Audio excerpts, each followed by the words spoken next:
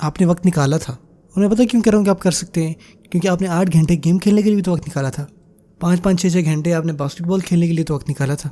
لیکن جب آپ کو وقت نکالنا ہوتا ہے نا، آپ نکالتے ہیں.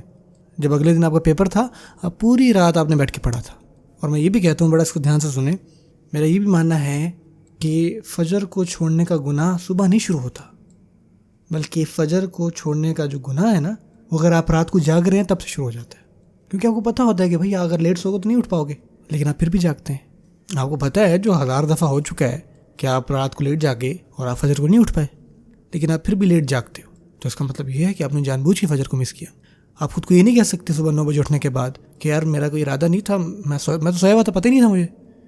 بیک ان مائنڈ آپ کو پتہ تھا، آپ کو پتہ تھا کہ اگر آپ لیٹ جاگے تو فزیکلی آپ کے لیے آپ کو پتہ ہی نہیں چلے گا کہ کوئی اذان ہوئی، کسی نے اٹھایا، کوئی الارم بجا. حتیٰ کہ آپ کی امی بھی آپ کو اگر آپ پیٹ بھی بلاتے مارے نا، آپ کو پھر بھی نہیں اندازہ ہونا. اور یہ ہو رہا ہے. ان باتوں کو چھوڑنا ہوگا آپ کو. اب آپ یہ بہانے مزید نہیں بنا سکتے. آپ لیٹ نائٹ تک کیا باتیں کر رہے ہیں جی؟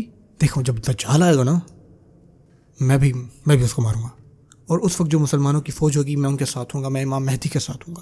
یار ٹھیک ہے، لیکن یار فجر کی نماز بھی تو پڑھنا پہلے. فجر کی نماز تو پہلے پڑھیں. فجر عشاء عبادات پہ بھی تو غور کریں. اور ہم ایسے وقتوں میں جی رہے ہیں سبحان اللہ، حتیٰ کہ آپ کو نیو یارک میں دیکھیں نا، اس میں بھی بہت ہی آپ کو اچھی چیزیں ملیں گی، بہت ساری اچھی نئی بھی چیزیں ملیں گی. اور ان اچھی چیزوں سے مراد میری یہ ہے کہ آپ کو تقریباً ہر جگہ لیکچرز، حلقات ہو رہے ملیں گے، اسٹڈی سرکلز ہو رہے ہیں، کلاسز چل رہی ہیں، مساجد میں سب ہو رہا ہے. کہ آپ دیکھتے ہیں نیو یارک میں بھی اتنی ساری ایجوکیشن پہ کام چل رہا ہے. یہ بہت اچھی بات ہے. اور یقین کریں بہت سارے ممالک میں یہ چیزیں نہیں ہو رہی، خاص کر اس اسپیڈ پر.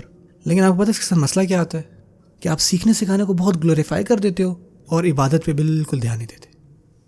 اور اب یہ فرض عبادات فجر عشاء، نوجوانوں سے خاص کر بات ہے کہ فجر اور عشاء آپ کو ان کو سب سے پہلے ٹھیک کرنا ہے، اس کو پہلے بہتر کریں. اور اگر آپ سوچتے ہیں کہ آپ دین کی خدمت کرنا چاہتے ہیں، واقعی میں اس کے اوپر آپ سیریس ہیں، تو آپ کو چاہیے کہ سب سے پہلے آپ اپنی فجر اور عشاء کو بہتر کریں.